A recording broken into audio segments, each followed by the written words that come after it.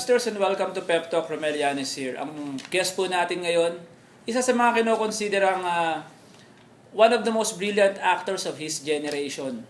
Ladies and gentlemen, please all welcome Mr. Baron Geisler. Good morning, good afternoon, and good night.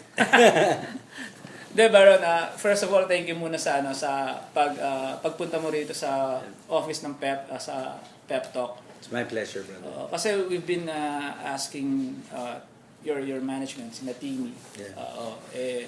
Hinanapan nga lang ng schedule, and we're really glad na you made it. I'm glad I made it sa traffic. Sobrang haba heavy ng traffic. Ang layo pa ng pinanggalingan. Thanks for waiting for me. Yun nga, meron tayong bago ang lahat. Pag-usapan muna natin yung mga latest sa'yo. Kasi may narinig kami na you're doing Bridges. Yeah, Bridges is actually Ano ba yun? it's a bit confidential. Tapos binanggit ko. Oo nga. Okay lang, okay Sabihin lang. na lang natin may ginagawa ako para sa Channel 2 na yung role ko ay isang batang Edo Manzano. Ako kasi may parang past and present yung kwento nila. So kumbaga I believe kami yung pilot. Kami yung uumpisa na kwento. Tsaka lalabas sina John Lloyd and Maha, yung mga bida, yung mga stars. So, ano ka ba rito? Gray yung love character. Medyo meron. May love triangle. Pero syempre sa past na yun lalabas. Pero may konti rin sa future yun, sa present time yun lalabas. Pero in-establish na rin sa first week yung love triangle. At kung bakit magkakaroon ng mga ayun na, yung kumaga tinatawag na ang tawag doon, Mga conflicts. So, aside from yung pwede na bang banggitin, Bridges. Nabanggit ko na eh. Nabanggit, wala na tayong magagawa. Meron ka raw ginagawa na movie with, is this an international, for international release ba? yeah, we just finished before that, I'm happy na nakapunta ng Japan yung nag-screening kami yung Sapi, yung kay Direk Brillante Mendoza. And soon I'll be working with them again. So abangan natin yan. And then I just noong 2013 I finished a film called Waves, international production po siya. Nag-shoot po kami sa Palawan ng isang buwan sa isang island, secluded island lang. And ako yung main character. For the first time, gagawa ako ng love story. So, it's a different side of Baron. Hindi yung typical na hindi usual macho Baron, or bad boy o nag-i-Espanyol o galit parate. Ako naman yung underdog this time. So, parang it was such a challenge kasi unang-una English yung lahat ng dialogue. And then medyo nakaka-intimidate working with Ilona Struzik, my co-star, who's a model / actress from New York. Kasi may mga kung scriptwriter ka, dapat yung isang pahina equals 1 minute. So may mga sequences kami na 8 pages. So it's yung banter namin medyo umaabot ng 8 minutes yung banter namin. Tapos puro English. Tapos minsan napaka-philosophical rin yung mga pinag-uusapan namin. So it's like two lovers who parang from New York nagkaroon ng problema and then biglaan na lang silang nagkita ulit at nagkaroon siya ng layover dito sa Pilipinas.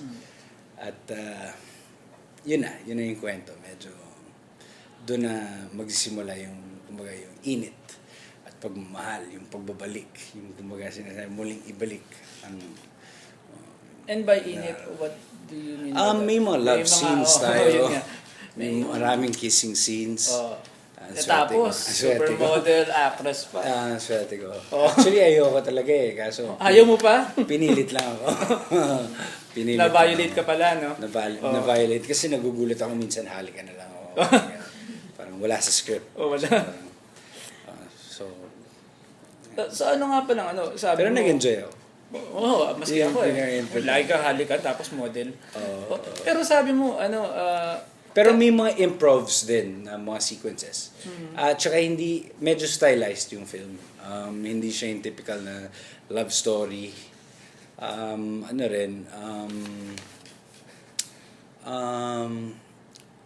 Kumbaga like, ang galing ng director, pangalan ng director ko is si director ko, nakalimutan ko pangalan. Direct Don Frasco. And like, Filipino kunwari, or- there's this one scene that we're doing.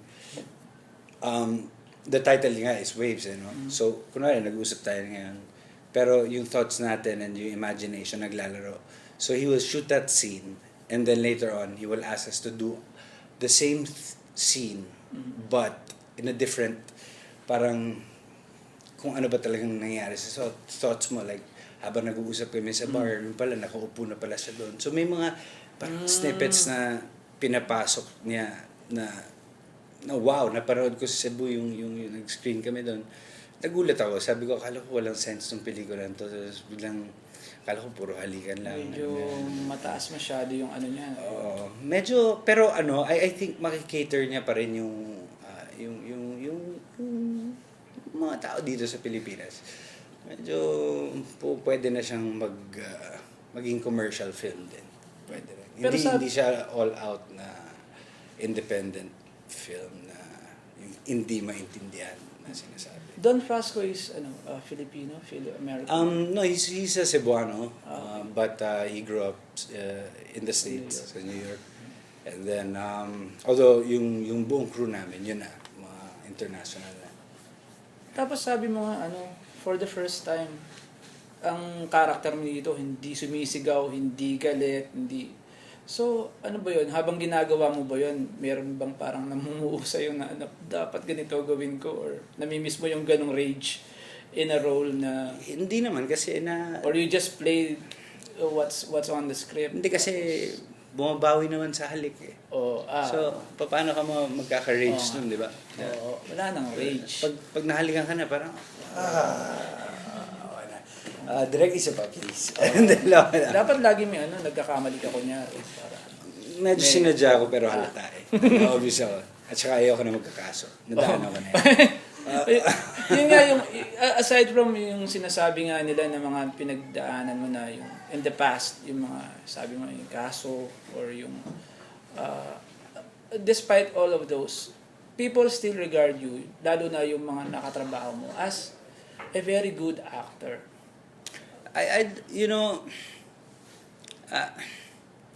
Masyadong napaka-cliche niyan eh. Pero, kasi sabi nila, when Baron puts himself on dun sa role, siya na yon, iba na yung Baron na yun. let's just put it this way. I just love what I do and I love to experiment pagdating sa craft ko. Dahil lalo na marami rin ang nagturo sa akin, Marte, hindi yung skills ko naman hindi na lang bigla-biglang sumulpot yan eh. Siyempre kumukuha rin po ako sa mga mentors ko. Tulad isa sa kanila si Johnny Delgado. The late Johnny Delgado na idol ko talaga. Tito Ralph, kamamatay lang dito. Ralph Eigenman, Mark Hill, and all these, even these young actors, humuhugot ako sa kanila. Yeah. So hindi ko pwedeng sabihin na parang it's all me. Actually, the better nga na magaling yung ka-eksena ko, mas maganda yung lumalabas kasi nagiging unsum yung performance. which is important. And sometimes it's not only, the characters that's important, it's also the story, It's para maintindihan ng mga tao. May mga narinig kami na kahit na yun nga pag nakasama mo yung mga katulad mo na magagaling na mga actor and actress din. Dumarating dun sa punto na ano ba yun? Nagkakaroon ba ng problema sa set? Nagkakaroon ba kayo ng parang Disagreement? or naging parang... No, actually, it's For very... example, it's, I heard it's- this one we story. collaborate. Mhm. Sarap mag-collaborate. Like, nung nakasama ko si Miss Nora Honor and Rosana Roses, may ginawa kami film for Coco Martin. Or any film na gawin namin, we collaborate. Kasi proyekto yan eh. We want to make, kaya nga tinawag na project eh.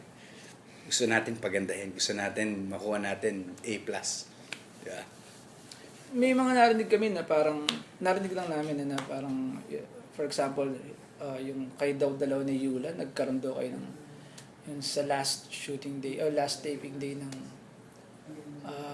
ano ba yung Sirena serye? Jezebel? Jezebel? Excuse, nagkaroon daw kayo ng ng palitan ng mahabang adliban ba yun? Or, We were playing around lang. Mhm. We were playing around. There are times na I like to improv. Mhm. Like when I'm really into my character and I love my character very much, na I really feel that I am him, that character that I play. I ad-lib and and it's very challenging lalo na kung ganun din yung eksena mo, kabatuan mo. nasasakyan mo. Nasasakyan and walang halong ano yun. Walang halong yabangan o pagalingan. Kung makikita mo nga sa Amerika yung sa Hollywood, 'di ba? Out of the blue, bigla na lang may hihirit. Actually, may kukwento ako diyan. Ang balik tayo sa mentor ko, si the late Sir Johnny Delgado. May mga eksena na bigla siyang hihirit sa akin, na wala sa script. Pag hindi mo nasagot yun, at nawala ka, sabi niya sa'yo, ay bobo. Sige, take natin ulit. Tapos binigyan ako ng libro. O basahin mo to. Ganito ganyan, pag-aralan mo yan. Sumaga, kung may binato sa yung linya, tanggapin mo lang. It's improv. Pero anong reaction mo nun? Naganon ka ba ni the late great Johnny Delgado? Johnny Delgado At first, yun na-hurt- tapos sasabihin na-hurt- sa'yo, bobo. At first na-hurt ako, but challenge siya ako. And dahil sa challenge na yun, every time na mag-shooting kami, lalapit ako siya. Handa ka na. Dada, ano po tong, ano na to? Paano po tong gagawin to? Eric Morris to eh. No acting please. The Yellow Book. Now I'm into like irreverent acting. That's what I'm studying now. Eric Morris then. That's his last book. It's about subtext and how to say many lines. It's more intellectual naman. So yun yung parang naging pamana or legacy say ni Johnny Delgado. Yes. Yung mga books by Eric Morris. Yes. Hindi Eric Matia. Pero how do you react to those, yung mga nagsasabi na, ay si Baron, pag yan, sinumpong, naging problema sa set. How do you react to those? And do those things still happen? Not saying na nangyayari yung ganong katulad ng mga kinakwento nila na. Yeah, to each his own eh. We have our own style. Pero ang problema kasi minsan dito sa Pilipinas, para sa akin, hindi na maintindihan na tingin ko pera-pera ginagawa ng mga artista ngayon. Yung sa akin kasi, wholeheartedly, na mahal ko yung craft ko. So, kahit na sabihin natin teleserye yan, marami nagsasabi, bread trip mo lang yan, wag mo nang ayusin yan. Pero para sa akin, I'll stick to my character, I'll stick to my tools, and I'll stick to what I believe in. So, sana respetuhin nila yung proseso ng style o kung paano ko pinoportray yung character ko. Sa tingin mo ba? Ang pinaka madalas nga sabihin, wag mong iuwi ang character mo. Kaya ko naman gawin yun. Pero pagdating naman sa set siguro, nakikisama naman ako. Pero sana respetuhin din nila at pakisama rin sila sa mga artistang Seryoso sa... in love sa trabaho nila. At hindi lang sa pera. Actually, bonus na lang yung pera. So sa tingin mo ba, yung mga kabataang artista ngayon is, yun nga, into bread trip na lang Mm. because of Their looks or their looks na lang? they will learn, they will get older, you know. And they will realize that showbiz is not forever. And yung kasigatan is not forever. But the legacy or yung input na ibibigay mo dun sa craft mo o sa industriya mo ay yun ang pinakamahalaga. Tingin ko, hindi yung Any young actor... malaking bahay, mayaman, alam mo yun, tingin ko yung body of work mo na lang ang magsasabi or it will tell kumaga, siya na lang it will speak for itself. Parang gano'n. Sa ngayon, any young actor na nakikita mo na ngayon pa lang nakikita mo na seryoso sa trabaho niya, Marami nila naman inibigay yung actually, puso niya talaga rin sa trabaho. Actually, wala naman ako nakikitang Yung hindi money trip yung tulad nga sabi mo. So far, yung mga nakakatrabaho ko, okay sa nang lahat. Yung iba nga, mas magaling pa sa akin eh. Like, Yung mga maliliit na bata, minsan talagang haba ng linya, hindi bumabakil. Tapos bigla ako bumabakil. Napapahiya ako, siyempre. Minsan, tao lang. tao pa rin, no? Tao pa rin. Parang guys, tao pa rin. Sa pagbabalik ng Pep Talk, mas magiging personal tayo kay Baron Geisler. So, stay tuned. Think about that, yung batch na yun. There's a saying, I think galing kay Mr. Ed, na parang, yung